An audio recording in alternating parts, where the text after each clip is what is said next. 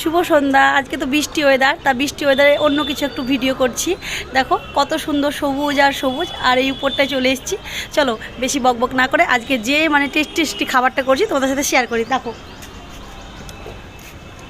এটা কি রঙি ছোলা সিদ্ধ। এই যে এখানে নিয়েছি ছোলা সিদ্ধ, আর এইখানে দেখো উপকরণগুলো দেখে নাও। তা চলো রেডি করি। এর মধ্যে আছে পেঁয়াজ কুচি, শসা কুচি, লঙ্কা কুচি, আর বিট লবণ আর গোলমরিচের গুঁড়ো, সবগুলো দিয়ে দিচ্ছি। আর টেস্টির জন্য আমাদের গাছের কাগজি লেবু দিয়ে দিচ্ছি। এরপর আমি সবগুলো মেখে নিচ্ছি একসাথে।